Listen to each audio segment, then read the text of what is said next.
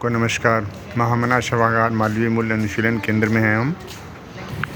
आज हम सभी फ्रांस के नाटककार यूजीन आयोनेस्को के एब्सर्ड नाटक पाठ को प्रस्तुत करने जा रहे हैं और साथ में इस प्रस्तुति के बाद हम विसंगत नाटक और यूजीन आयोनेस्को के नाटक पर एक परिचर्चा भी प्रस्तुत करेंगे।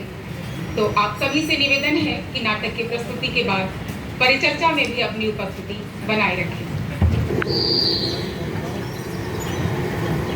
Good morning miss. Good morning. क्या प्रोफेसर दत्तन है? क्या पढ़ने के लिए आई है मिस? जी यही बात है। वे आपकी ही प्रतीक्षा में हैं। यहाँ कुछ देर बैठे, मैं जाकर उन्हें खबर करती हूँ। बहुत धन्यवाद। महोदय, महोदय, क्या आप नीचे आएंगे? आपकी नई छात्रा आ चुकी है। तुम्हारा शुक्रिया मैरी, मैं बस आ ही रहा हूँ, 2 मिनट में पहुँच रहा हूँ।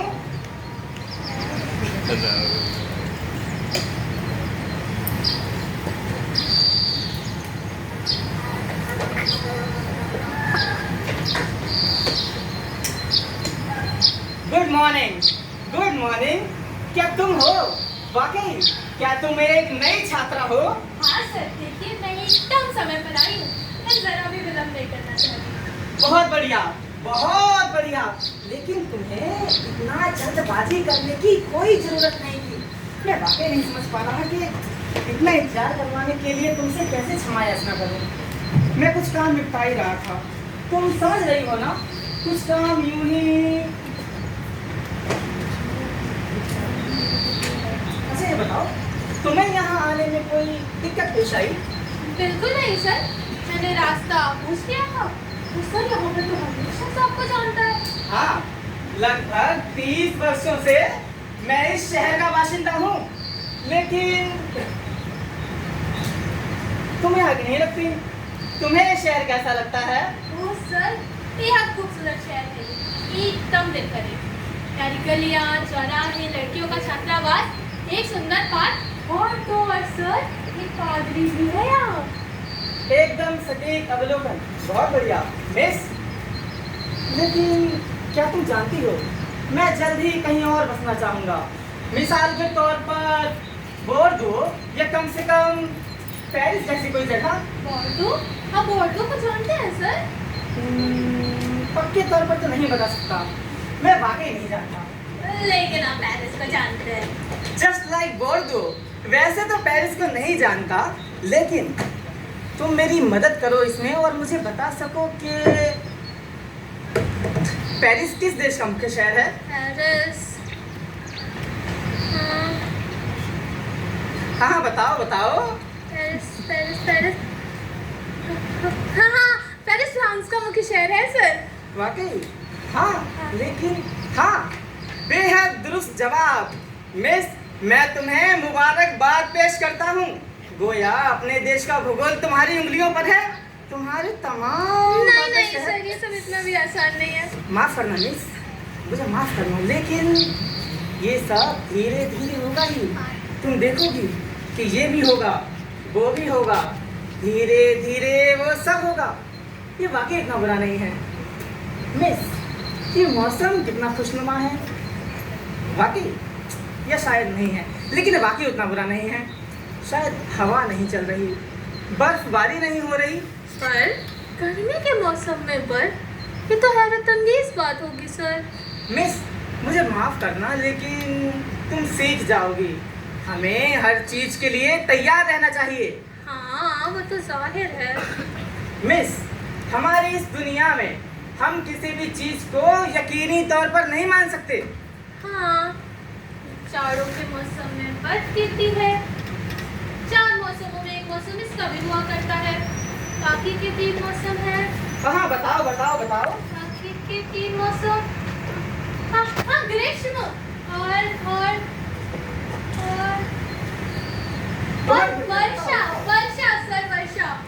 और उसके बाद मिस उसके बाद जरा दिमाग चलाओ और ठीक से बताओ, क्या वो मौसम कुछ ऑटोमोबाइल जैसे नाम वाला है? ऑटोमोबाइल? हाँ, ऑटम, पतझड़ सर, पतझड़। बेहद दुरुस्त जवाब। दोबारा वास्तव में सर्वोत्तम। मिस, मैं ये बात यकीनी तौर पर कह सकता हूँ कि तुम एक दिन शानदार छात्रा साबित होगी। गोया तुम्हारी प्रगति तारीफ के काबिल है। तुम बुद्धिमान हो, तुम्हारी याददाश्त बहुत तेज है, तुम्हारी जानकारियाँ और तुम्हारी बुद्धि बहुत तेज है। मैं वाकई अपने मौसमों के बारे में जानती हूँ ना सर? हाँ, तुम जानती ही हो। मैं तो कहूँगा कि तुम सब कुछ जानती हो, लेकिन उससे पहले अरे बैठो बैठो, कब तक खड़ी रहोगी ऐसे? सुनो तो मैं तो कहूँगा कि तुम जानती ही हो, तुम सब कुछ जानती हो, लेकिन वो सब अपने वक्त पर आएगा। मिस, तुम उन तमाम मौसमों के बारे में एक दिन में जान जाओगी, मेरी तरह आंखें बंद किए जान जाओगी। नहीं सर, ये सब इतना भी आसान नहीं है। थोड़ी सी कोशिश मिस, सब्र रखें, बस थोड़ी सी कोशिश, थोड़ी सी ख्वाहिश, तुम देखोगी कि वो सब होगा जो होना चाहिए। मैं तुम्हें यकीन दिलाता हूँ। हाँ सर, मैं भी यही चाहती हूँ। मेरे अभिभावक भी चाहते हैं कि मैं किसी विषय में दक्षता हासिल करूँ।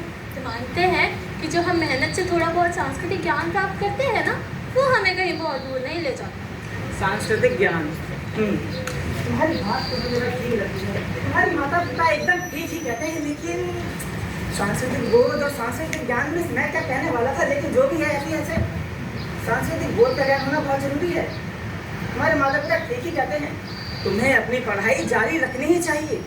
लेकिन मिस, क्या तुम्हें नहीं लगता कि शिक्षा आज के जीवन में बहुत जरूरी हो गई है और आधुनिक जिंदगी बहुत पेचीदा हो गई है?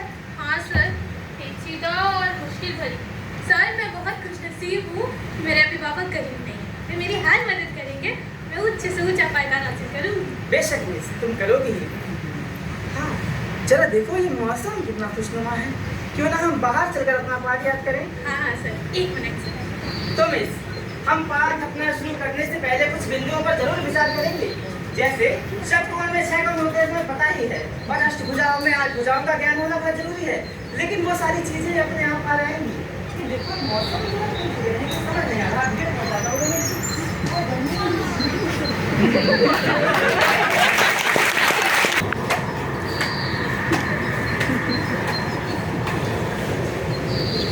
बाहर का मौसम इतना भी अच्छा नहीं।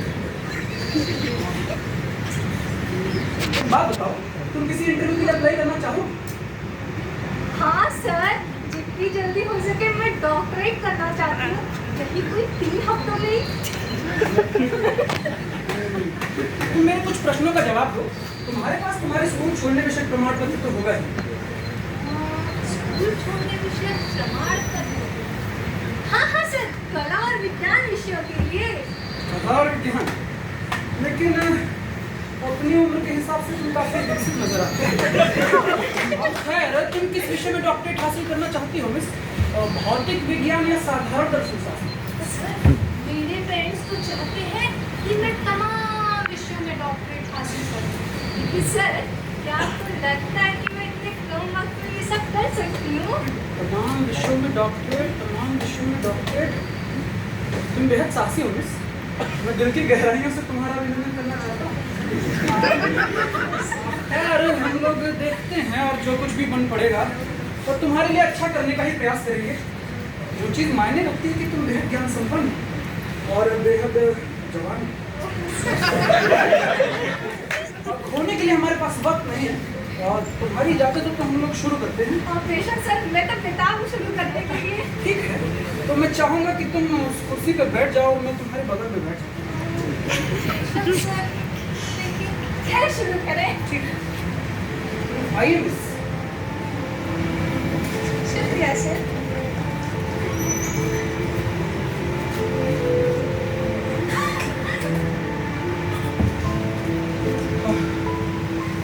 तो अब हम यहाँ हैं।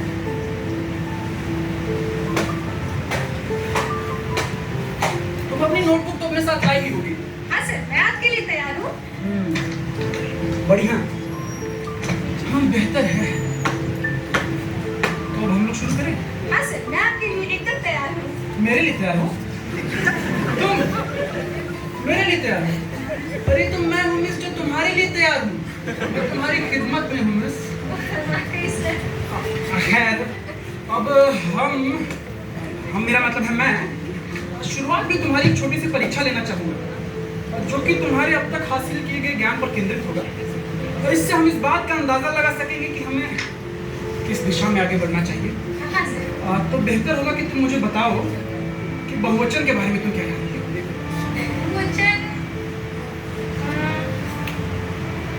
बहुवचन के बारे में तो मेरी समझ थोड़ी सी भ्रामक और उलझी हुई है। ठीक है, हम इस पर रोशनी डालेंगे और थोड़ा बहुत बहुवचन के बारे में तुम्हारा क्या ख्याल है। मेरा मतलब है तुम्हें कोई एतराज ना हो तो। हाँ बिल्कुल है सर, मैं तो शुरू करने के लिए बेताब हूँ। तो मैं तुम्हें अंक गणित के बारे में बताता हूँ। अंक गणित दरअसल एक नया विज्ञान है मिस, एक आधुनिक विज्ञान। ये विज्ञान के बजाय मैं अंक गणित को एक विधि कहना चाहूंगा। ये दरअसल एक तरीके की चिकित्सा है। और मैरी मैरी मैरी, तुम्हारा काम खत्म हुआ? हाँ महोदय, मैं जिस प्लेट को ढूंढ रही थी वह मिल गई है, मैं जा ही रही हूँ। अगर वो प्लेट मिल गई हो तो पीछे रसोई में जाओ, धुलाई उलाई का काम करो। हाँ महोदय, मैं जा रही हूँ। हाँ। मुझे माफ करें महोदय, कृपया सावधानी बरतें और उत्तेजित ना हो। उत्तेजित? इसमें उत्तेजित होने वाली कौन सी बात है? लेकिन ये सब आप हर बार कहते ही रहते हैं। आखिरकार मैरी, मैं इतना उम्रदराज हूँ कि किसी से किस तरीके से पेश आना चाहिए, सारी बातें मुझे बेहतर तौर से पता है। यह तो है ही महोदय। बेहतर होगा कि मिस के साथ आप अंक गणित की शुरुआत ना करें। अंक गणित से किसी का भला नहीं हुआ, वो आपको थका देता है और अस्त व्यस्त कर देता है। मैरी, आखिरकार मैं कहता हूँ मेरा क्षेत्र है, मैं जानता हूँ मैं क्या कर रहा हूँ। तुम्हें इसमें अपनी टांग अड़ाने की कोई जरूरत नहीं है। बेहतर है महोदय, लेकिन बाद में मुझसे मत कहिएगा कि मैंने आपको आगाह नहीं किया था। मुझे तुम्हारी चेतावनियों में जरा सी भी दिलचस्पी नहीं है। आप वही करें जो आपको ठीक लगता है।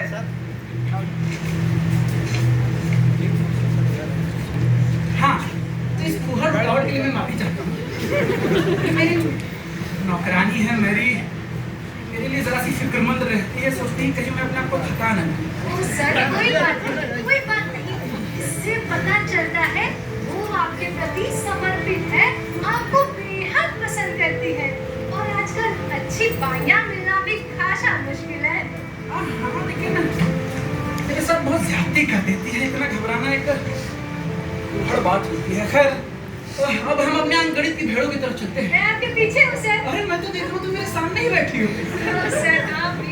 हाँ तो ठीक है, अब हम आगे बढ़ते हैं। थोड़ा बहुत अंक गणितीय हो ले। हाँ सर, मुझे खुशी होगी। तुम्हें मेरे प्रश्नों का जवाब देने में कोई एतराज भी ना होगा? बिल्कुल नहीं सर, लेट्स बिगिन। तो बताओ, तुम बताओ मुझे कि एक और एक कितने होते हैं? एक और एक दो होते हैं सर। वाह, बहुत बढ़िया। कितना अच्छा उत्तर दिया तुमने। और मुझे पक्के तौर पे यकीन हो गया है कि तुम्हें अपनी तमाम डॉक्टरेट की परीक्षाओं में सफलता हासिल करने में जरा सी भी समस्या नहीं आएगी।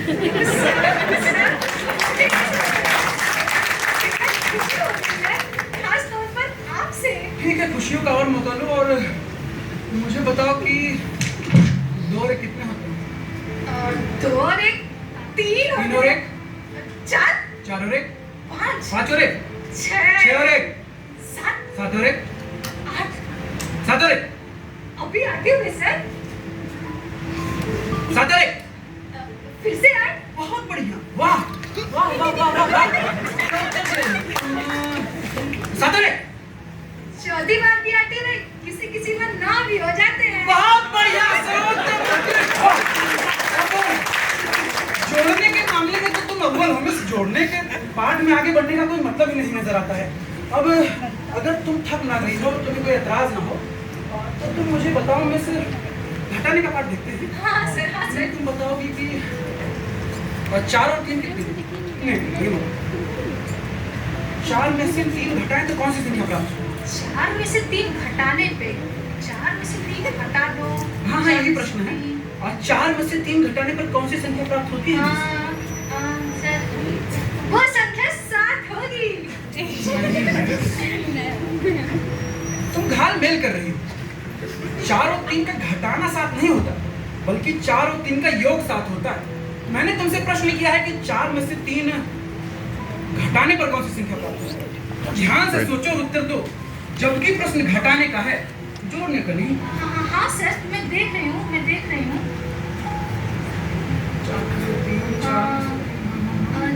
4 में से 3 घटाओ। वो संख्या 4। ये गलत जवाब है मिस। नहीं सर, 1 मिनट, तब 3 होगी। ओ मिस, माफी चाहता हूँ, ये उत्तर भी सही नहीं है। 4 में से 3 घटा दो, 4 में से 3 हटाओ, 4 में से 3 निकाल दो, तब क्या वो संख्या 10 होगी सर?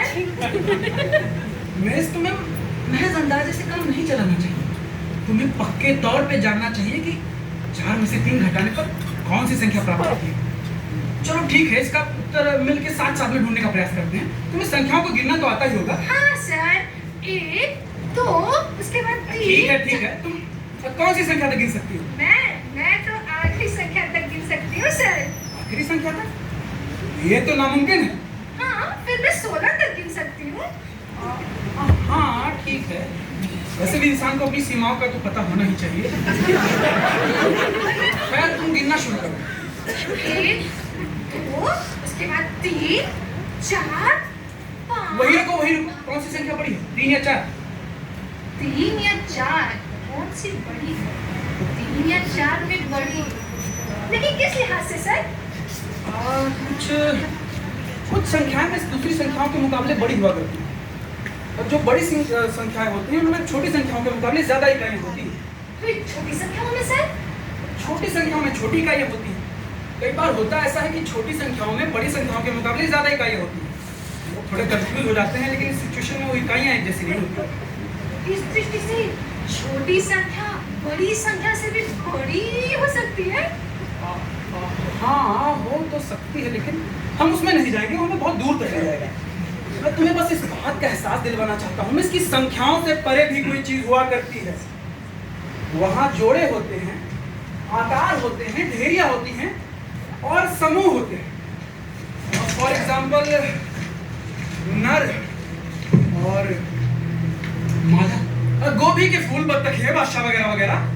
जनरलाइजेशन के लिए हम मान लेते हैं कि जिन संख्याओं पर हम काम कर रहे हैं मिस, वो सारी संख्याएं एक जैसी हैं। तो बड़ी संख्या वो होगी जिसमें ज्यादा इकाइयां होंगी। हाँ सर, वो संख्या जिसमें ज्यादा इकाइयां होंगी वो बड़ी होंगी। अब मैं समझी सर, आप मात्रा और गुणवत्ता का समीकरण बिठा रहे हैं। ये जरा सा सैद्धांतिक है मिस, जरा सा क्या, बेहद सैद्धांतिक है। तुम्हें इसकी फिक्र करने की कोई जरूरत नहीं है। हम इसके किसी खास पक्ष पर विचार करते हैं और हमारे सामान्य उत्तर बाद में आए। हमारे पास 2 संख्याएं हैं मिस, 3 और 4। तो कौन सी संख्या बड़ी होगी, छोटी संख्या या बड़ी संख्या? मुझे अफसोस है सर, लेकिन बड़ी संख्या से आपका क्या आशय है? क्या वो ऐसी संख्या जो दूसरी संख्या से थोड़ी छोटी है? हाँ, यही बात है, बिल्कुल यही बात। तुम ठीक तौर पे समझ गई हो। तो वो संख्या 4 होगी। तो 4 क्या है, 3 से छोटी या बड़ी? छोटी नहीं सर, बड़ी। 3 और 4 के बीच में से मिस कितनी इकाइयां गायब है? कोई इकाई गायब नहीं है सर। 4 3 के एकदम बाद आता है। 4 और 3 के बीच कुछ भी नहीं है। मुझे लगता है ना कि मैं खुद ही अपने आप में स्पष्ट नहीं हूँ। मुझे माफ करना है, मेरी ही गलती। मुझे लग रहा है मैं खुद ही तुम्हें ठीक से नहीं समझा पा रहा हूँ क्या? नहीं सर, कृपया आप माफी ना मांगे। मुझे लगता है ये सारा दोष मेरे अंदर ही है। मैं ही सही तरीके से नहीं समझ पा रही। ठीक है, देखो एक उदाहरण लेते हैं। मान लो तुम्हारे पास मिस ये 3 माचिसें हैं और एक और ले लेते हैं, ये कुल 4 माचिसें हैं। इन 4 माचिसों में से एक माचिस मिस मैं उठा लेता। अब तुम्हारे पास कुल कितनी माचिसें बची हैं? 5। 3 और 1 4 होते हैं, तो 4 और 1 5 हुए। नहीं, तुम पर दरअसल संख्याओं को जोड़ने का फितूर सवार है, जबकि चीजों को घटा देना भी जरूरी है मैम। चीजों का एकीकरण ही नहीं, उनका विघटन भी आवश्यक है। और आखिरकार ये जिंदगी है ही क्या, एकीकरण और विघटन। ठीक है, हम अपनी माचिसों की तरफ चलते हैं। और हमारे पास ये कुल 4 माचिसें हैं। अब इसमें से मैं ये बड़ी वाली माचिस उठा लेता हूँ। बताओ तुम्हारे पास कुल कितनी माचिसें बची हैं? मुझे नहीं पता सर, मैं वाकई नहीं जानती। देखो मिस, मैं जानता हूँ ये सब बहुत सैद्धांतिक मामला है और ये सब उतना सरल भी नहीं है। जहाँ तक मैंने नोटिस किया है, तुम इन सारी चीज़ों को समझने के लिए पर्याप्त बौद्धिक क्षमता है। नहीं सर, मुझे ऐसा नहीं लगता, मैं वाकई नहीं जानती। ठीक है, हम एक सरल उदाहरण ले लेते हैं। मान लो क्या वाकई में तुम्हारे चेहरे पर 2 नाक है। अब तुम्हारे 2 नाक में से मिस एक नाक में उखाड़ लेता, तुम्हारे चेहरे पर कुल कितने नाक बचे? एक भी नहीं। क्या मतलब एक भी नहीं? क्योंकि सर, आपने कहा था कि मेरे चेहरे पे 2 नाक है। एक नाक आप पहले उखाड़ चुके हैं, एक अब भी बची है। यदि आप वो भी उखाड़ लेते तो एक भी नहीं। देखो, तुम्हारे चेहरे पर मान लो एक कान है, तुम्हारे चेहरे पर मैं एक कान और लगा देता हूँ। अब तुम्हारे चेहरे पर कुल कितने कान बचे? 2 कान सर। बहुत बढ़िया। अब एक कान तुम्हारे चेहरे पर मैं और लगा देता हूँ। अब तुम्हारे चेहरे पर कुल कितने कान हुए मिस? 3 कान सर। बहुत बढ़िया। अब बताओ कि 3 कान है तुम्हारे पास। अब 3 कानों में से एक कान में उखाड़ लेता हूँ। अब तुम्हारे चेहरे पर कुल कितने कान बचे हैं? 2। शानदार। अब देखो तुम्हारे चेहरे पर कुल 2 कान बचे हैं। अब इन 2 कानों में जो दूसरा वाला कान बचा है, ये भी उखाड़ लेता हूँ। अब तुम्हारे चेहरे पर कुल कितने कान बचे? नहीं, जो 2 कान है ना, मैंने दूसरा वाला कान उखाड़ के बाहर कर दिया है। तुम्हारे चेहरे पर कुल कितने कान बचे हैं? नहीं, एक। मैंने कहा एक। नहीं, ये उदाहरण उतना विश्वसनीय नहीं। तुम सुनो, तुम्हारे पास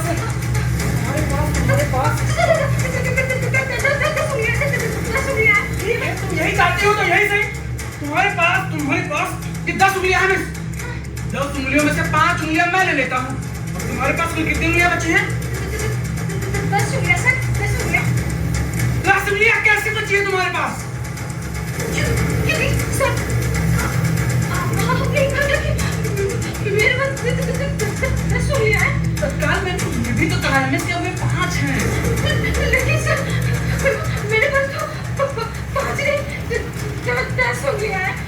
ठीक है, कोई बात नहीं, सब तो चलता ही रहता है। थोड़ा सा सांस लो और थोड़ा सा सब्र रखो मिस।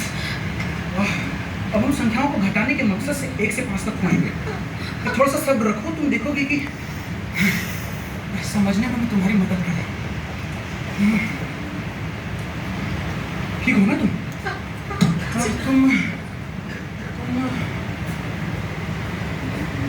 तुम इधर देखो।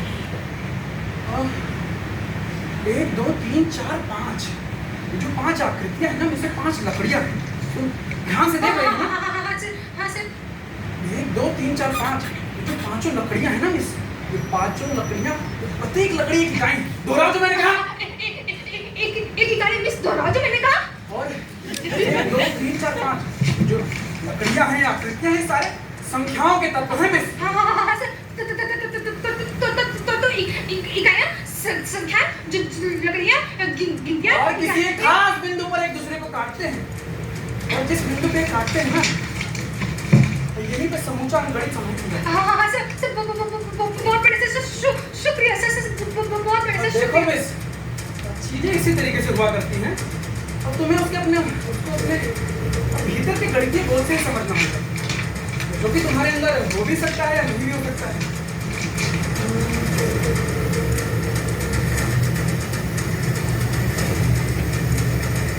देखो मिस, तुम गणित के आदर्श सिद्धांतों को समझने में सफलता नहीं हासिल करती हो, तो तकनीकी विशेषज्ञ के अपने काम को कैसे कर पाओगे? और तो और कोई तुम्हें पॉलिटेक्निक या स्कूल में दाखिला भी नहीं देगा, या कि बच्चों की देख रेख करने वाले संस्थान में। अब मैं मानता हूँ ये सब जाहिर सी बात है, सब बेहद अमूर्त है, सरल कुछ भी नहीं है, लेकिन ये सब किसी सामान्य इंजीनियर को आंख मारने जितना आसान है। कोई तुमसे ये नहीं पूछ रहा है कि तुम बताओ 800 करोड़ 70 लाख 584,086 का गुणा 700 करोड़ 80,90,584 से करने पर कौन सी संख्या प्राप्त होगी? सर वो सब क्या होगी 19 खरब 390 200 करोड़ 5,450 मुझे ऐसा नहीं लगता। नहीं सर 508 सर 508 हाँ 508 सर 508 हाँ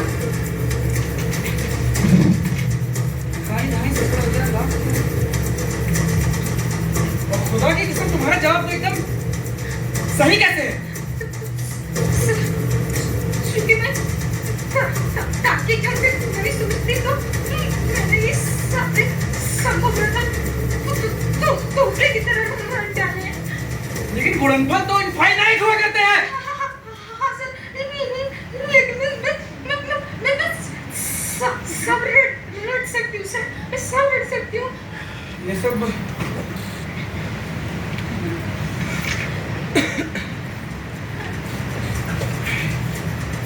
सब काफी अचरज की बात है मिस। अच्छा सर मुझे कहना ही होगा कि तुम्हें मेरी बधाइयों के बगैर एक गणित में वो विशेषता उस अंकगणित में आगे बढ़ना होगा। ऐसा मत कहिए ऐसा मत कहिए सर। जो चीज मायने रखती है मिस कि किसी भी चीज को सोचने समझने की तुम में पर्याप्त बौद्धिक क्षमता होनी चाहिए। देखो तुम्हें जोड़ने और घटाने की दोहरी पद्धति को समझ के ही आगे बढ़ना होगा। मेरी बात को कह दो। याददाश्त करने के लिए बड़ा दुश्मन है। मैं तुमसे कतई खुश नहीं हूँ मिस। मैं तुमसे कतई खुश नहीं हूँ। तुम कुछ भी नहीं सीख सकती हो। तुम कुछ भी नहीं सीख सकती हो। मैं तुमसे कतई खुश नहीं हूँ। मैं तुमसे नहीं पढ़ पा रही है। महोदय मुझे भय है कि संपूर्ण डॉक्टरेट की परीक्षाओं में तुम सोच भी नहीं सकती। कितने खेद की बात है सर। कम से कम यदि तुम मुझे अकेला छोड़ दो मैरी। आखिर इससे तुम्हारा क्या मतलब है? सुई में जाओ और धुलाई का काम करो। जाओ मैंने कहा जाओ। फिर भी हम कोशिश करेंगे कि तुम्हें आंशिक डॉक्टरेट मिल ही जाए। महोदय खुदा के लिए मुझे अकेला छोड़ दो। मुझे जाने दो। आखिर तुम चाहती क्या हो?